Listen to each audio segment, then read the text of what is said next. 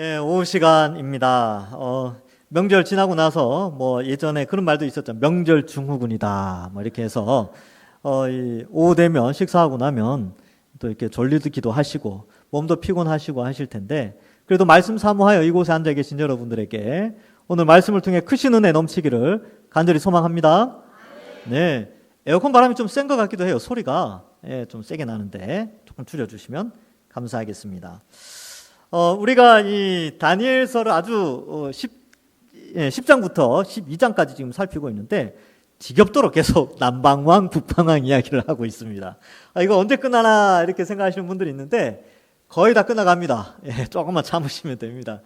성경에 기록된 내용이니까 그래도 한 번쯤은 그죠? 이럴 때 한 번쯤 한번 거쳐 가서 이 내용을 조금 더 깊이 있게 알아간다면 좀 더 좋지 않을까 이런 생각을 해보게 됩니다. 오늘 읽은 본문 말씀도 우리 지난번에 이어서 계속 되어지는 말씀인데 화면을 좀 바꿔주시겠습니까? 보시면 여기 이제 왕들이 쭉 이렇게 나오죠. 그래서 여기 남방왕, 북방왕. 이제 이게 어떻게 이렇게 나누시게 됐냐면 헬라의 알렉산더 대제가 지중해 연안을 통일했다가 빨리 죽어버렸죠. 그래서 그 수하의 장군 한 10몇 명 있었는데 마지막에 4명으로 추려집니다. 그래서 이스라엘을 중심으로 해서 북방에 있는 왕을 북방왕이라고 하고 그 왕조의 이름이 셀류쿠스라고 되어 있고요. 그 다음에 남쪽 이집트를 점령한 헬라 장군의 이름을 따서 프톨레마이오스라는 이름으로 왕조가 이제 시작되게 됩니다. 그래서 쭉 이제 이야기하다가 이제 오늘 읽은 본문 지난주 오늘 계속해서 하는 내용이 안티오쿠스 4세 이야기가 이제 주를 이룹니다. 왜냐하면 이 사람이 이스라엘을 굉장히 괴롭혔어요. 그래서 이 사람을 중심으로 해서 이 이스라엘이 그 고난 가운데 어떻게 하나님이 지키셨는가에 대해서 설명을 해주고요. 이 안티오쿠스 4세가 있을 때 남쪽에는 프톨레마이오스 6세 필로메토르라는 사람이 다스리고 있었는데 여기 외삼촌과 조카의 관계입니다. 근데 나라가 달라가지고 이제 다투고 싸우고 전쟁하고 그렇게 하지요. 요 동생이 이제 7세가 있고요. 누이가 클레오파트라 2세가 있습니다. 그래서 이 프톨레마이오스 6세의 엄마가 클레오파트라 1세인데 이 클레오파트라 1세는 셀류쿠스 4세와 안티오쿠스 4세의 이 남매지간으로 되어 있죠. 그래서 정치적 목적으로 시집을 보냈는데 딸이 이집트 편에 완전히 붙어가지고 아버지를 조금 배신하는 그런 내용도 정치에 나오게 됩니다. 자, 그래서 오늘은 이 안티오쿠스 4세가 지난주에 이제 살필 때 전쟁을 했어요. 그래서 이 전쟁의 이름이 펠루시움 전투라고 해서 BC 169년에 안티오쿠스 4세가 프톨레마이오스 6세랑 전투를 해서 승리를 하게 됩니다. 그런데 이 승리를 하고 이제 협상을 하면서 이 7세를 6세를 이제 제거하고 7세를 올리려고 그랬는데 이 둘이 형제 관계라서 다시 연합을 해서 반항을 하게 되고 마침 외부에서 도움이 들어와서 안티오쿠스 4세가 물러나게 됩니다. 그래서 이런 배경이 좀 있고요. 이제 오늘 본문은 이 BC 169년 이 펠리시움 전투 후에 1년 후에 2차로 안티오쿠스 4세가 이 사람이 다시 쳐들어와요. 다시 남방왕에게 쳐들어가는 장면을 오늘 본문에서 이제 기록하고 있습니다. 그래서 요때에 다시 쳐들어가는 이때 BC 168년 그리고 167 한 해가 더 지난 167년 이때에 이스라엘에 어마어마한 사건이 벌어지게 됩니다. 이제 그 내용이 오늘 되어 있죠. 자, 이제 화면을 바꿔주시면 되고요. 자, 그래서 오늘 본문을 보시면 이렇게 시작합니다. 북방 왕은 많은 재물을 가지고 본국으로 돌아갑니다. 이제 남쪽과 협상을 해서 이제 돌아가게 되지요. 그는 마음으로 거룩한 언약을 거스리며 자기 마음으로 행하고 본토로 돌아갈 것이다. 이렇게 되어 있는데 이 거룩한 언약이라는 용어가 갑자기 등장하게 됩니다. 이 용어는 11장에 들어와서 이 4번이나 등장하게 되는데 거룩한 언약이라는 것은 언약의 거룩한 사람들이라는 뜻을 가지고 있습니다. 그래서 본문을 보시면 그는 마음으로 거룩한 언약을 맺은 사람들을 거스린다라고 되어 있으니까 이 거룩한 언약의 사람들이 누구냐라고 했을 때 당연히 이스라엘 땅에 존재하는 이 북쪽 수리아와 남쪽 이집트 사이에 있는 이 포로 후기의 이스라엘 사람들을 의미합니다. 이 사람들은 하나님과 거룩한 언약을 맺은 사람들이죠. 근데 이들을 싫어해요. 이 안티오쿠스 4세가 이들을 미워하기 시작합니다. 그래서 자기 마음대로 행하고 본토로 돌아가게 되죠. 그런데 이 작정한 기한이 되어서 이제 1년 후가 지나서 그가 다시 나와서 남방에 이를 것이나 이렇게 되어 있죠. BC 169년에 펠리시움 전투에서 승리를 했지만 협상을 맺고 여러 가지 상황상 또 로마에서 또 원정이 오고 그러니까 다시 돌아갔다가 다시 1년 후에 돌아오게 됩니다. 그런데 29절에 보면 남방에 이를 것이나 이번에는 그 전번만 못하다는 거죠. BC 169년에 있었던 전투보다는 좀 약하게 이 이집트를 공격하게 되는데 왜 그러냐 하면 기띔의 배들이 30절에 보면 이는 기띔의 배들이 이르러 그를 칠 것이다 이렇게 기록하고 있습니다. 여러분 이것은 이제 다니엘이 언제 이것을 기록했냐면 이 고레스 시대 때 이걸 기록했잖아요. 그러면 고레스 시대는 이 페르시아의 중흥기의 초창기 부분입니다. 그래서 고레스 대왕이 있을 때인데 지금 이 11장의 역사는 한참 후의 일이에요. 한 400년 지났을 때의 일을 거의 한 400년 가까이 지났을 때 일을 기록하고 있는 것이지요. 그런데 너무나 정확해요. 너무나 역사적 사건이 그대로 성취되어 있기 때문에 우리가 여기서 주는 그 예언의 말씀에 귀를 기울일 필요가 있습니다. 자, 그래서 이 기띔의 배들이라고 되는데 이 기띔이라는 데가 이제 뭐 오늘날 말로는 키프러스 섬이야. 키프러스. 그래서 지중해에서 보면 동쪽에 이제 섬이 하나 있는데 이 당시에 이 키프러스 섬은 로마의 배들이 주둔하고 있었습니다. 그래서 이 키프러스라는 이 섬은 이 섬이기 때문에 배가 굉장히 잘 건조되고 특별히 해군력이 굉장히 강한 그러한 섬이고 또 많은 군함들, 요즘으로 치면 군함들이 많이 배치해져 있는 그런 섬입니다. 근데 이 기띔의 배들이 이르러 그들을 칠 것이다 라고 하는데 이 기띔의 배들은 로마의 배들입니다. 로마에서 파병한 배들이 이집트를 돕게 됐지요. 이집트는 항상 북쪽 수리아의 공격을 받을 때에 즉 셀루쿠스 왕조가 프톨레마이오스 왕조를 칠 때 프톨레마이오스는 항상 로마에 군사 요청을 보내요. 우리 좀 도와달라. 수리아가 밑에 내려와서 치면 너희도 안전하지 못하니까 우리 협력해서 이 셀루쿠스 왕조를 좀 방어를 하자라고 늘 이제 원조를 기대하게 되고 특별히 이 기띔의 배들은 이 기띔이라는 이 시프러스 섬의 그 해군력은 그 당대에도 굉장히 유명한 군대였습니다. 민수기에조차 모세조차도 이 기띔에 대한 예언을 할 때에 이렇게 표현합니다. 민수기 24장 24절에 보면 기띔 해변에서 배들이 와서 아수르를 학대하며 에벨을 괴롭힐 것이나 그도 멸망하리로다 하고 이렇게 기록하고 있죠. 그러니까 모세 시대에도 역시 이 기띔의 해군력은 굉장했다라는 것을 모세를 통해서 표현하고 있습니다. 그래서 역사적 기록에 보면 이 기띔에 있었던 로마의 장수의 이름이 가이우스 포필리우스 라이나스. 이름이 몇 글자입니까? 13글자입니다. 그래서 간단하게 요약해서 라이나스라고 합시다. 이 라이나스라는 장군이 이집트를 이제 그 안티오쿠스 4세가 이집트에 들어오니까 라이나스 장군이 왔어요. 해군 이제 그 전함들을 이끌고 이집트로 들어오게 됩니다. 그리고 안티오쿠스 4세를 압력을 가해요. 그 역사 기록에 보면 아주 재미난 내용이 나오는데 라이나스하고 안티오쿠스 4세가 협상을 하는데 이제 모래 위에서 이렇게 이제 있었어요, 자리가. 근데 안티오쿠스 4세가 딱 서 있는데 거기 주변에 짝대기를 갖고 와서 동그라미를 쭉 치는 거예요. 동그라미를 딱 치면서 원을 그린 후에 그가 바깥으로 나오기 전에 로마 원로원의 명령에 응답하라 라고 할 정도로 라이나스 장군이 안티오쿠스 4세를 압박하게 됩니다. 그래서 지금 로마 원로원에서는 너희가 이렇게 해서 나가기를 원하는데 너 빨리 응답해. 이 원을 나가기 전에 응답하고 나가야 된다. 그렇게 이제 강압적으로 한 거죠. 뭐 안티오쿠스 4세가 어떻게 했어요? 열은 받지만 알겠다 하고 다시 퇴각을 하게 됩니다. 근데 문제는 퇴각하는 길에 이 팔레스타인, 즉 남쪽 유다 백성들을 거쳐서 지나가게 되는 것이지요. 그래서 이러한 역사적 배경을 가지게 되고, 여기 나오는 이 거룩한 언약은 이스라엘 백성을 상징하는 표현입니다. 30절을 한번 보시면 이렇게 되어 있어요.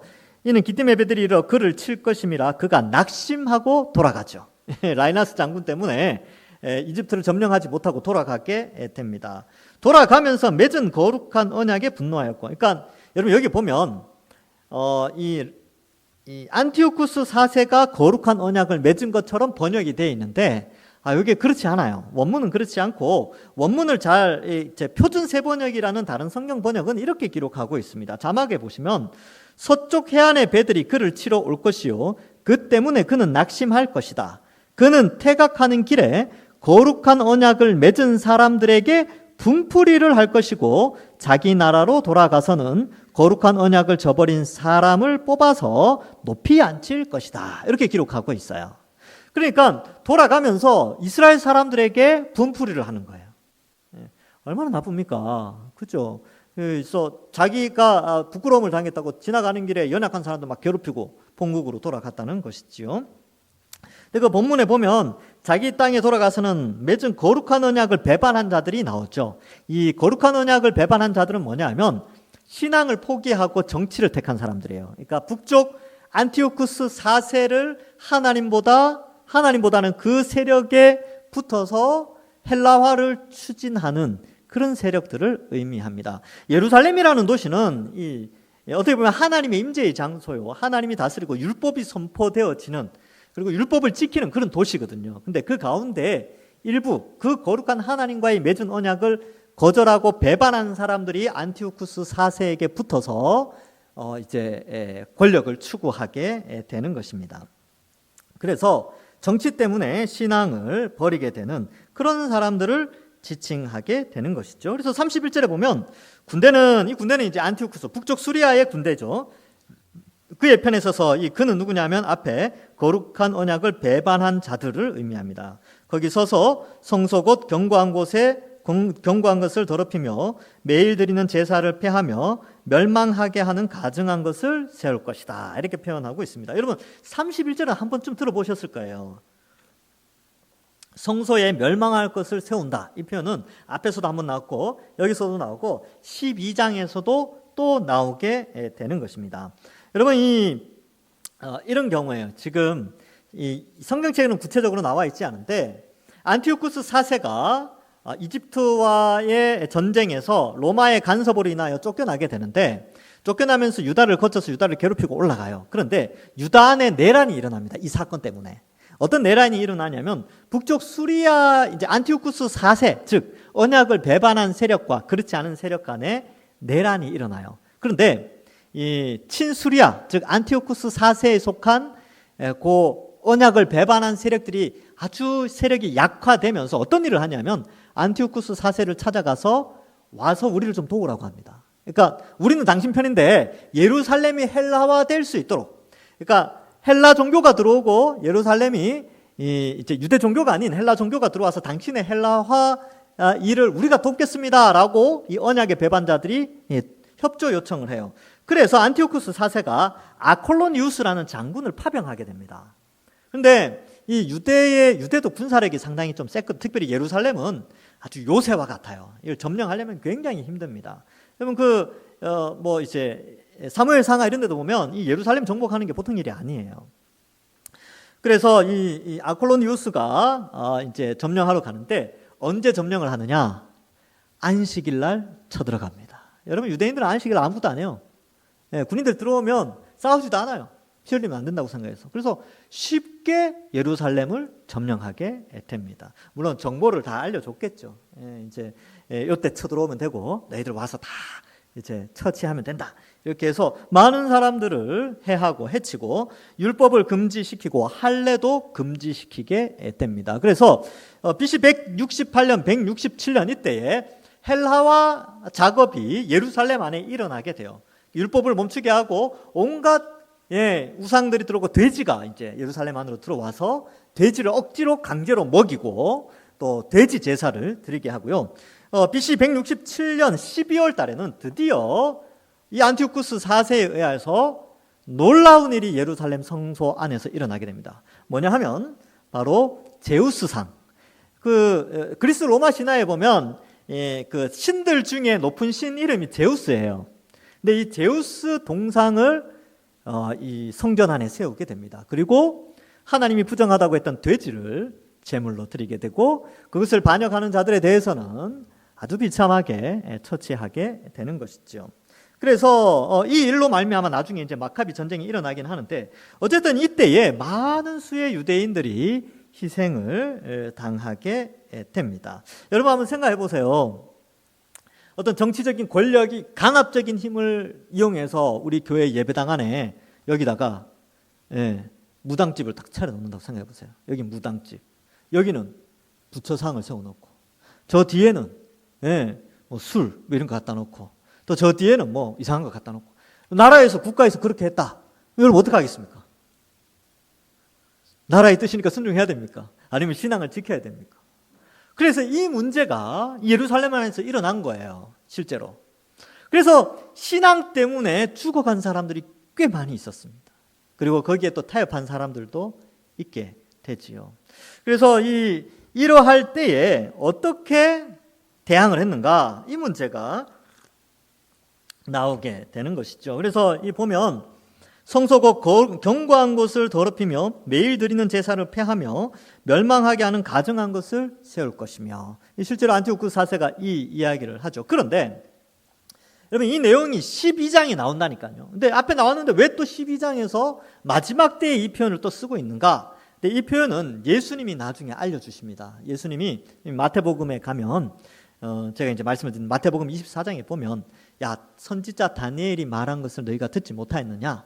거룩한 곳에 멸망하게 할 가증한 것이 세워질 때 그때가 바로 예루살렘이 멸망할 때인데 누가복음에 보니까 군대라고 예수님이 말씀하세요. 그래서 로마의 군대 티투스 장군이 AD 70년에 예루살렘 성전을 점령할 때 그 상황을 예수님이 안티오쿠스 4세가 예루살렘을 점령하여 더럽혔던 때와 비슷한 이제 오버랩을 시키면서 로마의 군대가 들어올 것을 설명해 주게 됩니다. 그러면 이게 멸망하게 할 가증한 것이라고 했을 때 문맥적으로 볼 때는 역사적인 사건으로 볼 때는 이것이 제우스상으로 여겨질 때도 있어요. 그게 아닐까 이렇게 생각하는데 또 신약 시대에 넘어오면 멸망하게 할 가증한 것이 성소에 세워진다는 것은 결국은 로마의 군대를 상징하게 됩니다. 그래서 군대가 서지 못할 것에 선 것을 너희가 보게 되거든 이런 표현이 나오는데 이 내용은 제가 12장 할 때 그때 예수님의 말씀과 연결해서 설명을 해드리겠습니다. 왜냐하면 12장의 본문이 바로 로마의 점령 사건과 연결되어 있기 때문에 그렇습니다. 여기에 11장의 내용은 안티오쿠스 4세의 예루살렘 성소를 더럽힌 사건과 연결되어져 있습니다. 자, 그래서 32절에 보면 그가 또 언약을 배반하고 악행하는 자를 속임수로 타락시킬 것이나 이렇게 되어 있죠. 악행하는 자들이 누구냐면 거룩한 언약을 배반한 자들이에요. 그리고 언약을 배반하죠.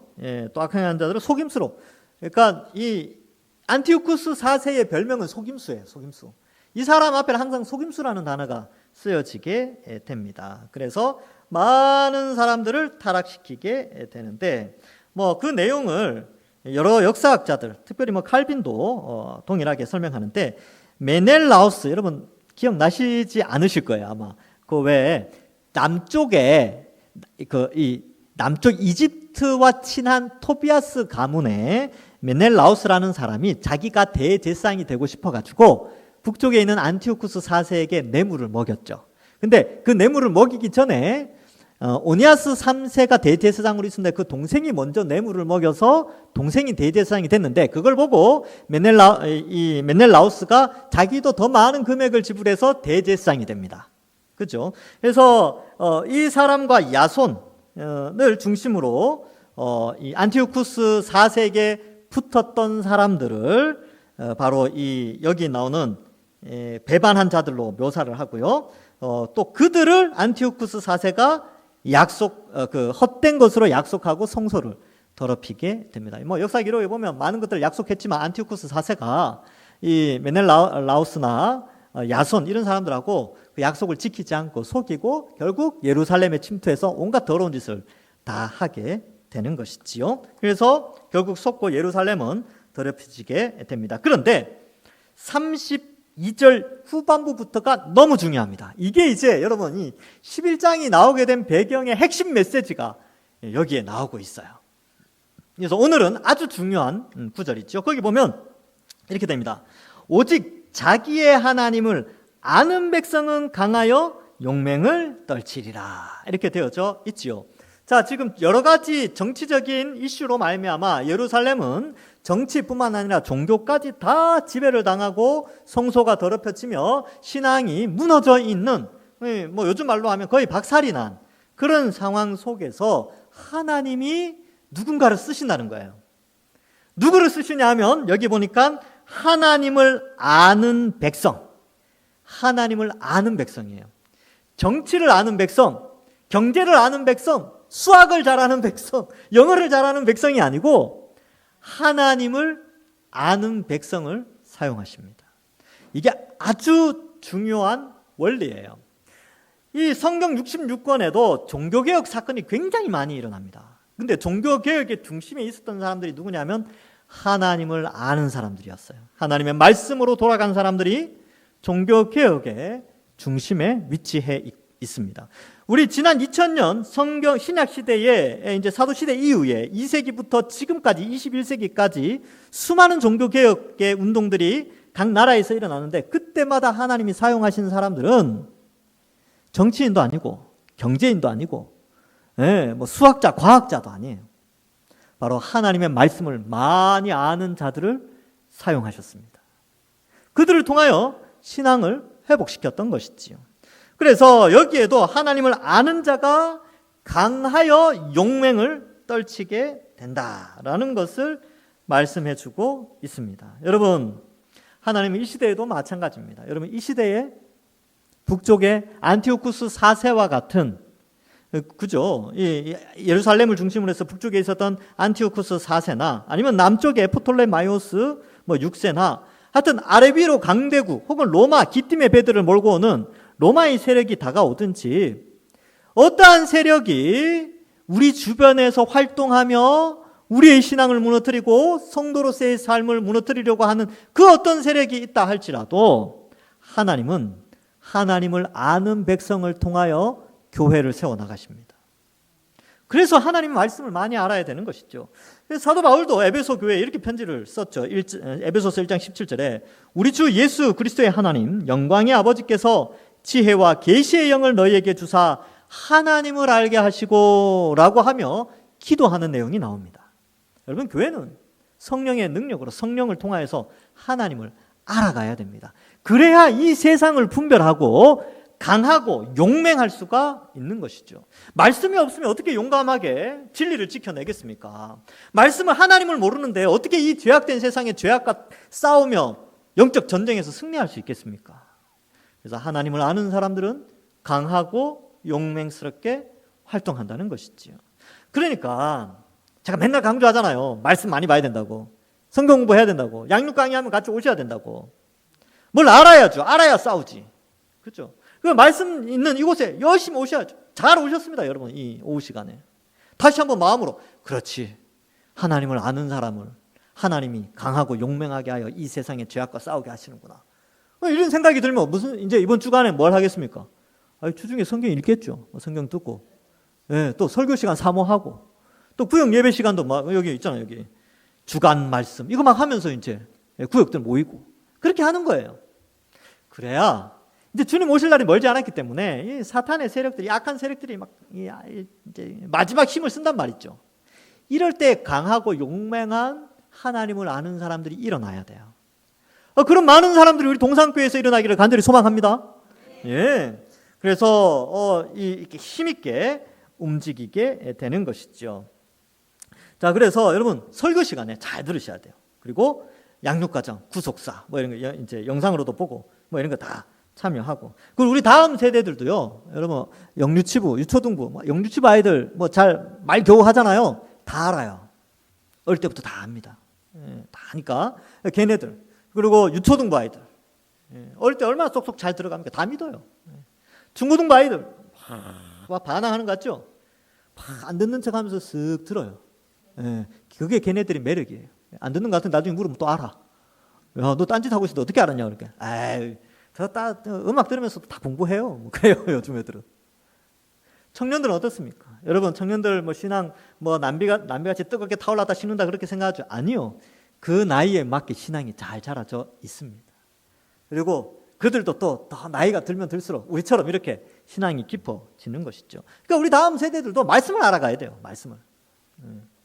자, 그렇게 해서 강하고 용맹스러운 자들로 이 안티오쿠스 4세와 같은 그런 교활하고 속임수 강한 이 세속 문화 속에서 견뎌낼 수 있는 것이지요.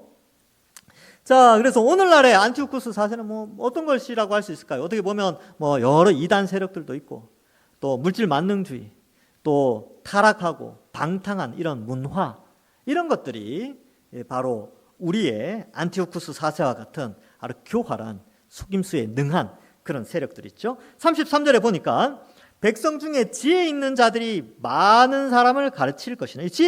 지혜로운 자들이 누구냐면 앞에 나왔던 하나님을 아는 강하고 용맹한 사람들입니다. 근데 여러분, 이 강하고 용맹한 사람들이 많은 사람들을 가르치는 것을 누가 싫어하느냐 하면 안티오쿠스 4세가 싫어해요. 거룩한 언약을 거스른다라고 되어 있거든요.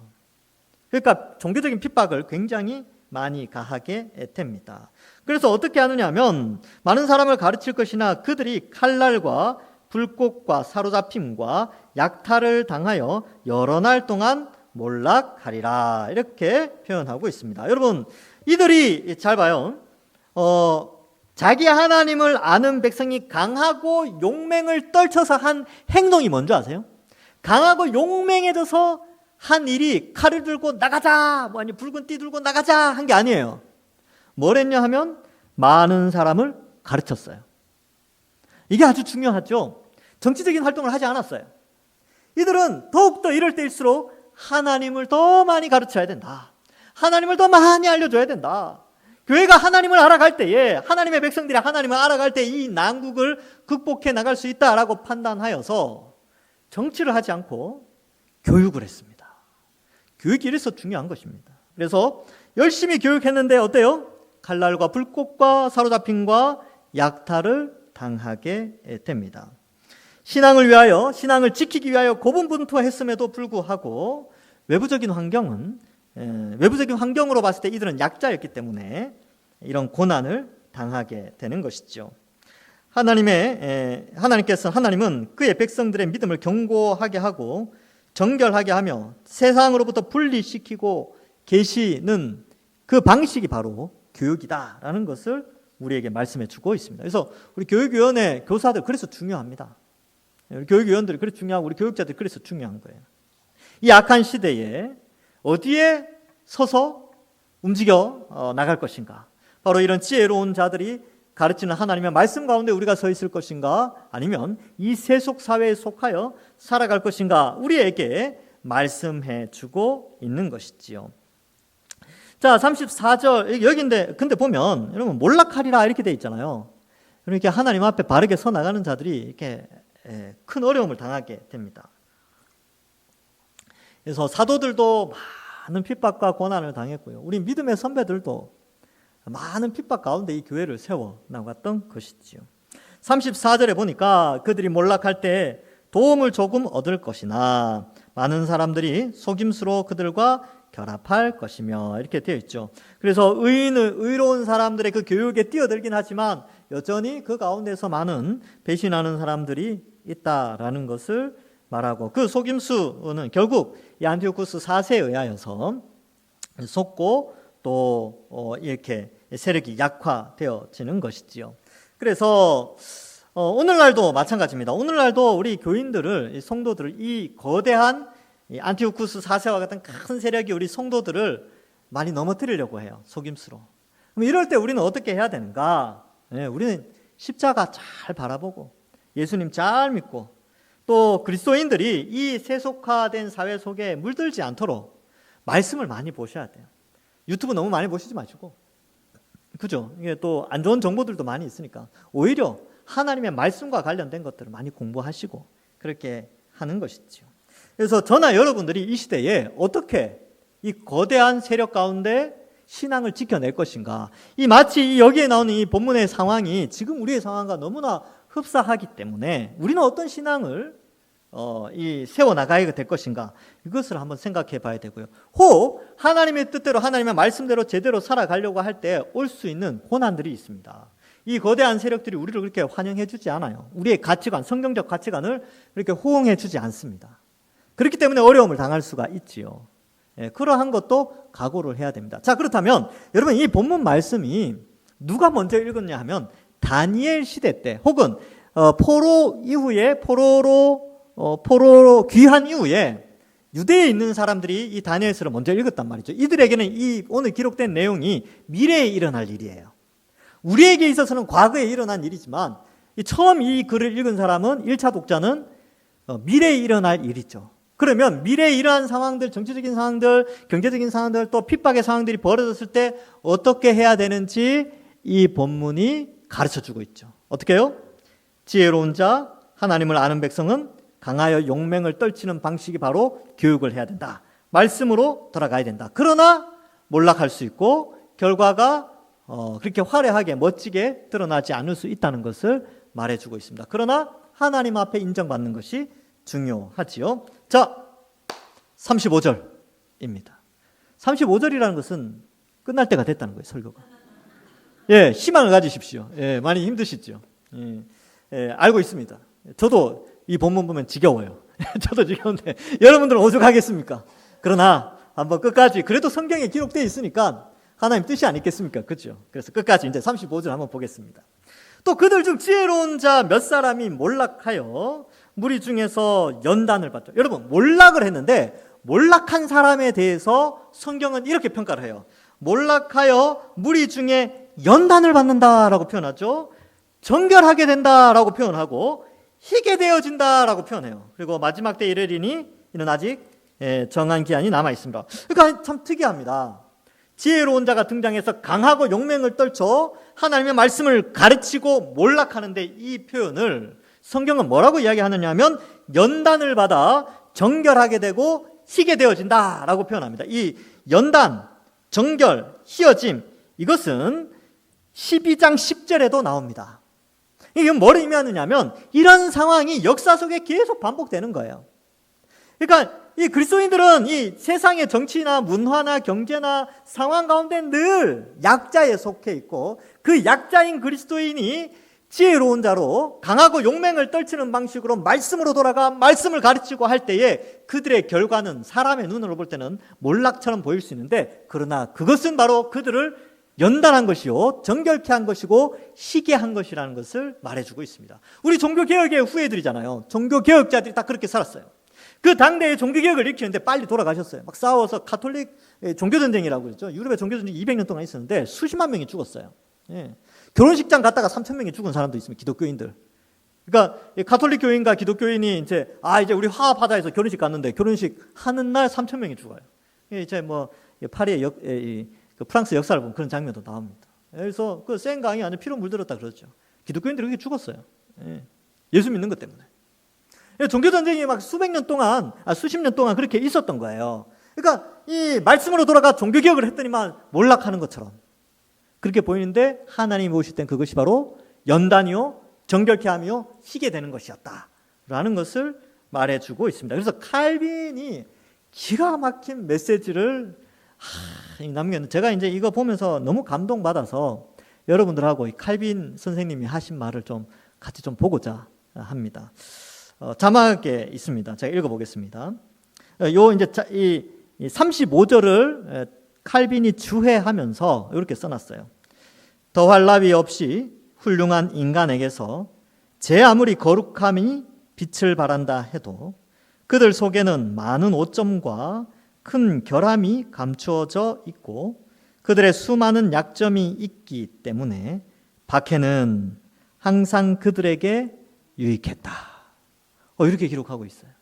그래서 인간이 아무리 하나님 앞에 용맹을 떨치고 막 그래도 약점이 있다는 거죠. 연약한 모습이 있는데 그 연약한 모습 가운데서도 어떻게 해요? 박해가 그들을 오히려 유익하게 만들었다. 그러니까 지금 여기에 있는 박해들이 나오잖아요. 근데 이 박해가 그들을 더욱더 강하고 용맹스럽게 만들었고요. 그러한 박해가 더욱더 말씀으로 돌아가는 동력을 제공했다라는 것을 말해주고 있습니다. 여러분, 우리가 신앙이 이게 먹고 살기 좋을 때야 우리의 신앙이 강한지 약한지 몰라요. 근데 박해가 있고 경제적으로 어렵고 질병이 오고 사회적으로 어려운 상황이 있을 때 그때 우리가 어떤 일이 벌어지냐면 강해지는 거예요. 더욱더 하나님 의지하고 말씀 살피고 믿음 지키려고 애쓰고 그러면서 우리를 연단하고 정결케 하고 쉬게 하는 이렇게 하나님이 그의 백성들을 움직여 오셨다는 것이죠. 이때만 그런 게 아니라 12장에 가면 또 그렇다니까요. 로마가 쳐들어와서 유대를 멸망시킬 때도 그러했고 또 이 기독교인들이 어느 나라에 기독교가 처음 들어갈 때 수많은 박해들이 있었는데 그때마다 하나님은 그들을 연단시키고 정결케 하고 희게 하면서 마치 몰락하는 것처럼 보이지만 오히려 그것이 하나님을 믿는 백성들을 강하게 만든 역사였다는 것을 우리에게 알려주고 있습니다. 말씀을 맺습니다. 여러분, 어느 시대나 안티오쿠스 4세와 같은 혹은 로마와 같은 큰 세력이 이 교회를 없애려고 했던 것처럼 또 어느 시대에나 하나님의 백성들은 소수이기 때문에 마치 몰락하는 것처럼 보이기도 합니다. 그러나 어느 시대에나 우리는 이 세속 사회와 타협하거나 협상하는 것이 아니라 바로 그러한 때에 하나님을 아는 지식을 더욱더 강하게 하고 그래야 강하고 용맹하여져서 하나님의 말씀을 잘 교육하여 말씀으로 돌아가 교회를 더욱더 견고하게 하여서 마지막 때에 주의 백성들이 연단받고 정결케 되고 희게 되는 역사가 우리 동산교회 안에 또 우리 자녀들 안에 있을 수 있도록 그리하여 하나님 앞에 인정받는 우리 동산교회 우리 모든 성도들 되기를 주님의 이름으로 간절히 축원합니다. 기도하겠습니다. 하나님 감사합니다. 마지막 때에 우리를 택하시고 구원하여 주셔서 하나님 자녀 삼으신 것 감사합니다. 이 거대한 이 세속화의 이 문명 속에서 우리가 타협하거나 한쪽에 편승하는 것이 아니라 오직 하나님을 알아가고 말씀을 가까이 하여서 가르치고 또 연단받고 정결해지고 희어져서 하나님의 백성으로 든든히 세워지는 저희들 다 될 수 있도록 축복하여 주옵소서. 이번 한 주간도 우리를 지키시고 정결케 하시고 연단하시고 깨끗게 하여 주실 줄 믿사옵고 감사드리오며 예수님의 이름으로 기도하옵나이다. 아멘.